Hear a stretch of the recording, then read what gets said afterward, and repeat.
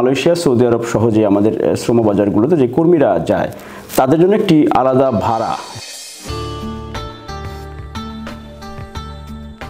আসসালামু আলাইকুম, মিরাজ হোসেন গাজী সকলকে স্বাগত জানাচ্ছি প্রবাস তথ্য কেন্দ্রের নতুন একটি পর্বে।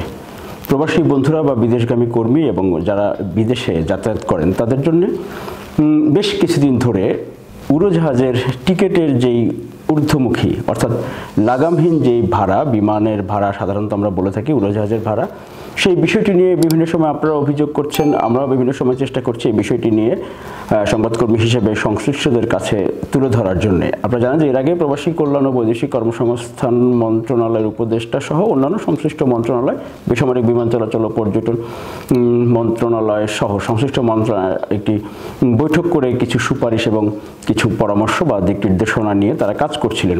সবশেষ 11 ফেব্রুয়ারি 2024 সেখানে কিছু আপডেট তথ্য আছে, কিছু দিক নির্দেশনা দেওয়া হয়েছে এবং সেটি বলা চলে যে এই বিমানের যে বা উড়োজাহাজের যে ভাড়া লাগামহীন সেটির জন্য কার্যকর হতে পারে।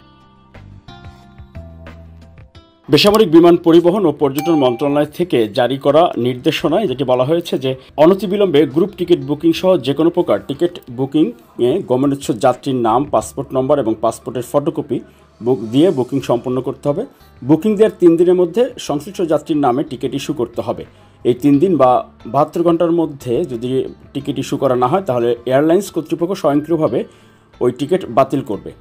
এই পরিপত্র জারির তারিখ পর্যন্ত এয়ারলাইন্স অর্থাৎ এই আজকের আগ পর্যন্ত যে টিকিটগুলো তারা বুকিং করে রেখেছিল বা ব্লক করে রেখেছিল সেগুলো যদি 7 দিনের মধ্যে যাত্রীর পাসপোর্ট বা যাত্রীর নামে ইস্যু করা না হয় তাহলে পরবর্তী 3 দিনের মধ্যে সেগুলো বাতিল করে দেবে।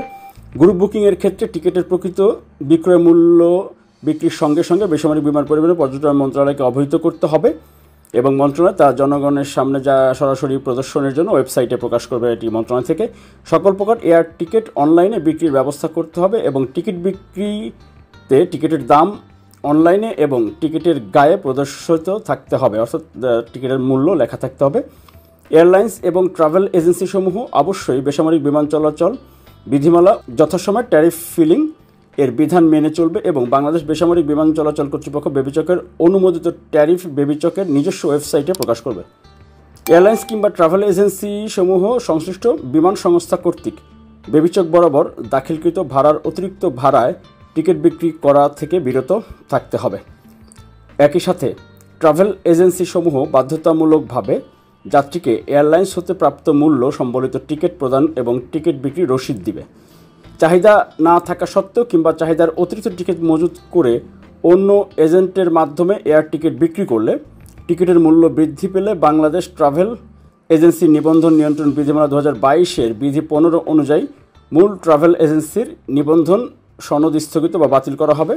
আরেকটি বিষয় হচ্ছে যে আমাদের যারা রেমিটেন্স যোদ্ধা, প্রবাসী কর্মী যারা রেমিটেন্স যোদ্ধা আমরা মুখে বলি, কিন্তু তাদের যেই সমস্যা, তাদের যে অভিযোগ, ভোগান্তি, হয়রানি সেগুলো নিয়ে আলোচনা হয়, কথা হয়, উদ্যোগ হয়, কিন্তু বাস্তবে ফল কতটুকু পাওয়া যায় সেটি আমরা সবাই হয়তো অনুমান করতে পারি বা জানি। সেখানে নতুন করে একটি উদ্যোগ নেওয়া হয়েছে, সেটি হচ্ছে যে মালয়েশিয়া, সৌদি আরব সহ যে আমাদের শ্রম বাজারগুলোতে যে কর্মীরা যায় তাদের জন্য একটি আলাদা ভাড়া, সেটি হচ্ছে লেবার ফেয়ার আগে বলা হতো, এবার 1 সপ্তাহের মধ্যে সংশ্লিষ্টদেরকে বলা হয়েছে যে এই লেবার ফেয়ার বা আমাদের কর্মী বা ওয়ার্কার যারা আমাদের রেমিটেন্স যোদ্ধা বন্ধুরা তাদের জন্য একটি আলাদা ভাড়া নির্ধারণ করে সেটি কার্যকর যাতে করা যায় সেজন্য 1 সপ্তাহের মধ্যে সংশ্লিষ্টদেরকে একটি বলা হয়েছে। বাংলাদেশে ফ্লাইট পরিচালনাকারী এয়ারলাইন্স এবং ট্রাভেল এজেন্সি সমূহ ওয়ার্ক ভিসা নিয়ে বিদেশগামী শ্রমিক বা কর্মীদের জন্য বিশেষ বিমান ভাড়া স্পেশাল এয়ারফেয়ার ব্যবস্থা করবে।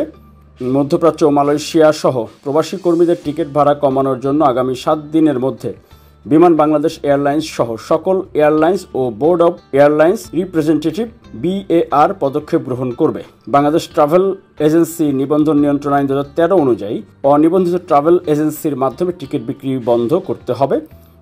এটি এখানে একটি ভালো যেই পদক্ষেপ সেটি হচ্ছে যে বিদেশগামী কর্মী বা শ্রমিক বা ওয়ার্ক ভিসায় যারা যাতায়াত করেন তাদের জন্য আলাদা একটি স্পেশাল এয়ারফেয়ার বা বিশেষ ভাড়া নির্ধারণ করার জন্য যেই 7 দিনের সময় বেঁধে দেওয়া হয়েছে, এটি যদি কার্যকর হয় তাহলে এটি আসলে খুবই একটি ভালো পদক্ষেপ হতে পারে। আর এই বিমান ভাড়া কমানোর জন্য বা নিয়ন্ত্রণে রাখার জন্য অন্যান্য যে সুপারিশগুলো করা হয়েছে সেগুলো আসলে খুব শিগগিরই, অর্থাৎ একেবারে আজকে থেকে বা অতি শীঘ্রই বা কার্যকর হবে, এটি বলা হয়েছে বেসামরিক বিমান পরিবহন ও পর্যটন মন্ত্রণালয় থেকে জারি করা একটি নোটিশে। সবাই ভালো থাকবেন, সুস্থ থাকবেন, নিরাপদে থাকবেন। মিরাজ হোসেন গাজী বিদায় নিচ্ছি প্রবাস তথ্য কেন্দ্রের এই পর্ব থেকে। এছাড়াও শেয়ার করতে পারেন, কমেন্ট করতে পারেন আপনাদের মতামত। আল্লাহ হাফেজ। আপনি কি বৈধভাবে কর্মী হিসেবে বিদেশে যেতে চান? আপনি কি রেমিটেন্স যোদ্ধা হিসেবে প্রবাস জীবনযাপন করছেন? আপনার জন্য প্রয়োজনীয় এবং জরুরি সকল তথ্য হাতের মুঠোয় পাচ্ছেন প্রবাস তথ্য কেন্দ্রে। প্রবাস তথ্য কেন্দ্র ইউটিউব চ্যানেল, এরই মধ্যে 10 লাখের বেশি সদস্যের বিশাল একটি পরিবার আমরা এখন।